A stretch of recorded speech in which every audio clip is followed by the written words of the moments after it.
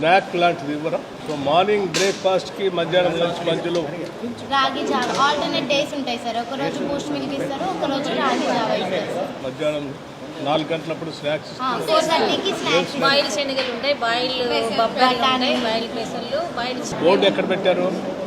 అక్కడ ఉంది సార్. బయట మీరు మాట్లాడారు చూడండి. బయట అక్కడ కూరగాయలు, మటను ఆర్గనైజ్ చేసేది స్టోర్స్, కూరగాయల store, rice store, provision stores కూడా చూపిస్తారు. వాళ్ళ క్వాలిటీ వస్తున్నాయి. క్వాలిటీ ఎవరు చెక్ చేస్తారు మీ క్వాలిటీ? పిల్లలు చేస్తారు సార్. 9th క్లాస్ నుంచి 5 మెంబర్స్ ఉంటారు mess committee. Whole and soul వాళ్ళే, ఇష్యూ చేసేది వాళ్ళే, రిసీవ్ చేసుకునేది కూడా వాళ్ళే. క్వాలిటీ బాగాలేకపోతే రిటర్న్ ఇచ్చేస్తారు సార్. మరి పెరిగిన ఛార్జీలు మీ తల్లిదండ్రులకు తెలుసా? ఆ?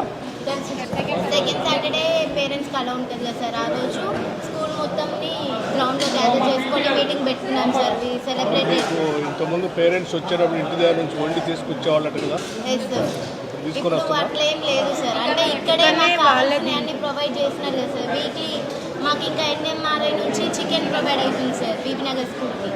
సో ఇంకా వీక్లీ 4 times చికెన్ వస్తుంది, మటన్ వస్తుంది. కాబట్టి ఇంకా పేరెంట్స్ కూడా ఇంటి దగ్గర నుంచి తెమ్మని చెప్పట్లేదు సార్. మేము కూడా అప్పుడు డైట్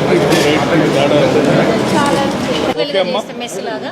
సరే, I wish you all the best. Thank you sir. For this system. Thank you sir. మా తరఫున సీఎం సార్కి చెప్పండి sir. We are very happy sir. Okay, good. I wish you all the best. God bless.